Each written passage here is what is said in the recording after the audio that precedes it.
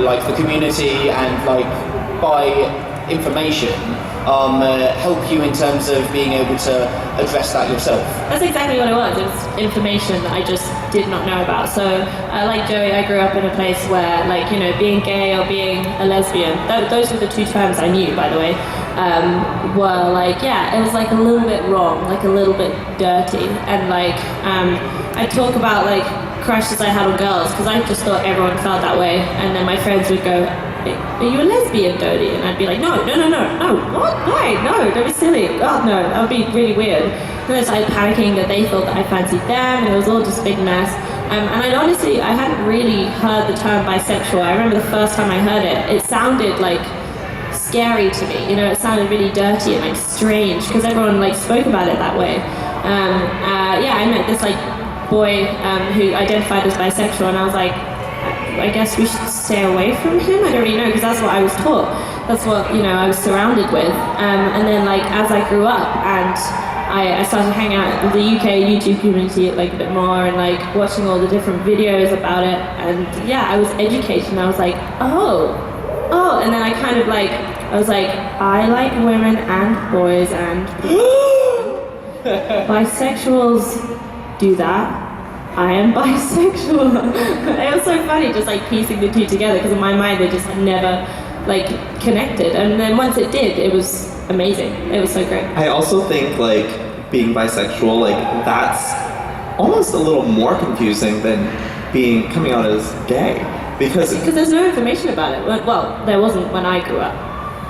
Yeah, because like you have both sides, and like not knowing that you can identify as bi, it's like people kind of just see it as black and white. Yeah. So because when my friends would say you're a lesbian, I'd go, no, I'm definitely not, because I definitely like guys. I just had no idea. I just thought, because I fancy women, everyone does, you know, which is so funny. And there's also YouTube is certainly being used as a resource by a lot of people who are identifying it more fluidly, both in their genders like Roly and also in terms of their sexuality. You can change your minds, guys. By the way. Yeah, that's the thing I love most about a label, and that's something I've learned from online video as well.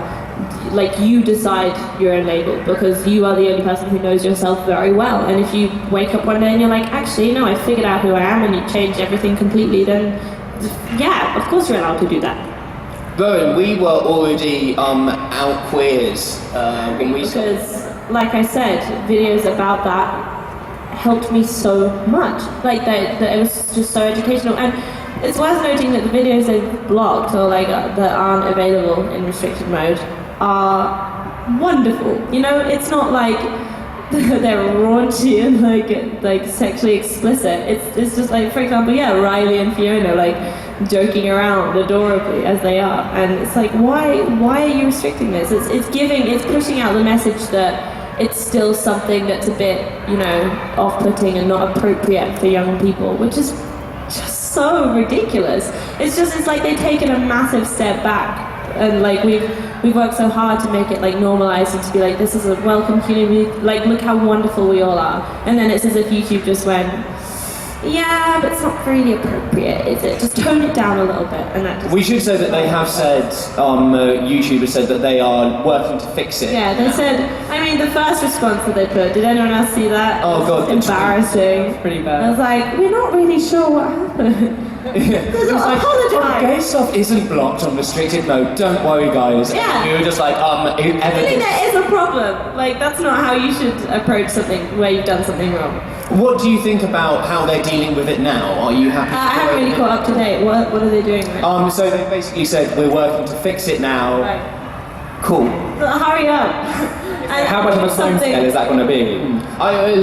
It's being fiddled with now because we know that your video has been available, not available, available, and then not available again on restricted. Yeah, they put on. So they're tinkering with something. My video about restricted mode is blocked on restricted mode. So pretty much none of it is gay, and if it is, it's it's like they're sending a message, which, okay, sure they are, but couldn't we just have it as like it's normal, you know? Or it's like it's two women, so it's a sexy film. Oh yeah, you're right, and it's like, ooh.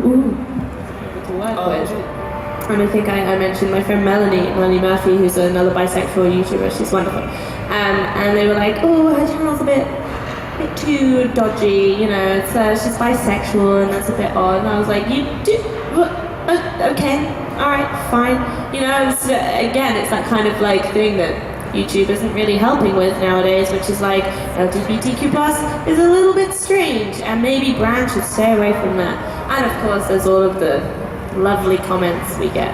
I want to end on a high. Do you have a high? But at the end of the day, it has been a place where we've been able to like express ourselves and be. And we're spreading love. Good, empathy. love, rainbows, joy, unicorns. And I think we're very proud of who we are. Oh yeah, good. Wave that flag. I want to open it up to you guys.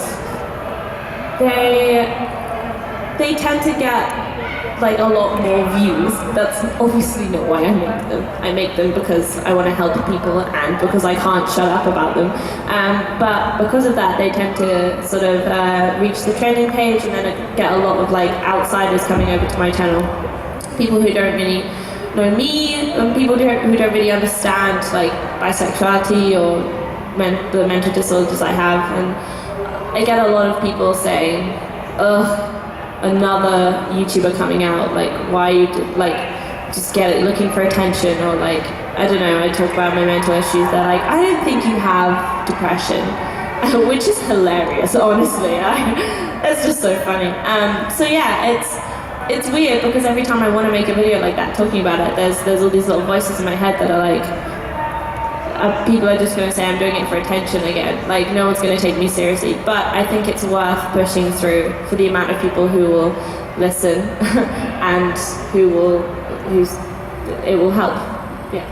Jake, you were going to say something? Well, the thing with sexuality and mental health that immediately connected in my brain for some reason is they're both things that you can't really see.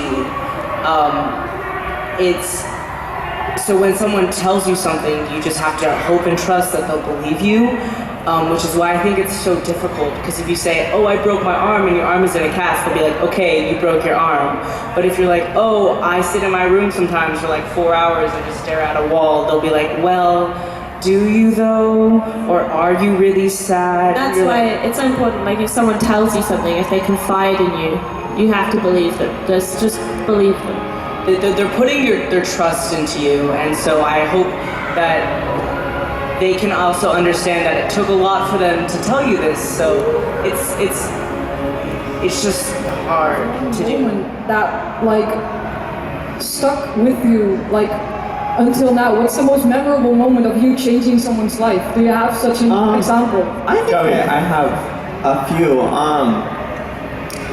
When I wrote a memoir and I came out in that book, well, I came out online around the same time, and through my story I was able to inspire other people to come out, and it was so cool because when I was on tour, so many people would come up to me and they would whisper in my ear that they were gay, and that just like, I could just see the relief just like leave them. So like to be up close and personal like multiple times and witness that, it was so crazy to know that I had that impact on those people. It was just really crazy. So definitely those moments.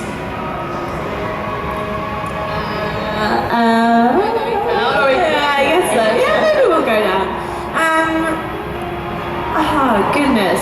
You know what?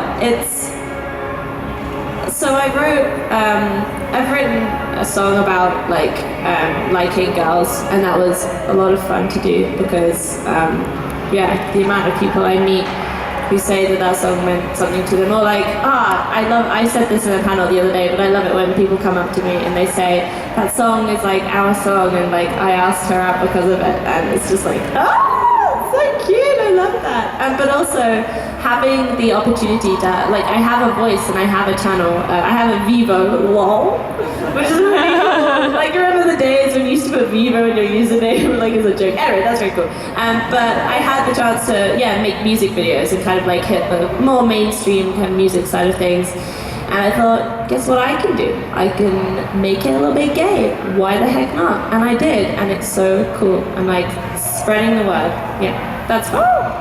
Well,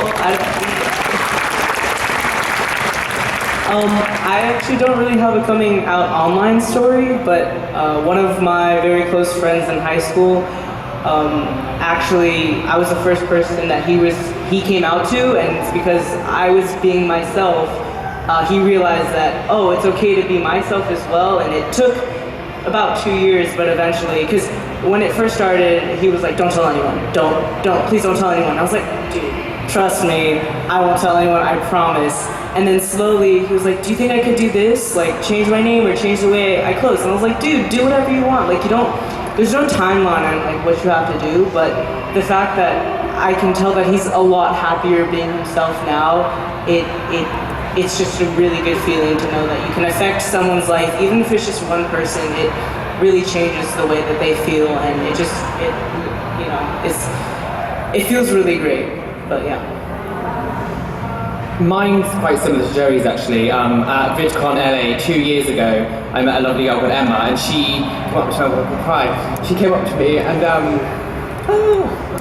she said that she found one of my videos once, and she was like this close to taking her life, and it just stopped her from doing it. And just hearing that from someone in real life, and not because I get comments that are kind of similar like on my videos, but to actually meet someone who actually like, yeah, sorry, I'm just seeing her where I'm finding stories. It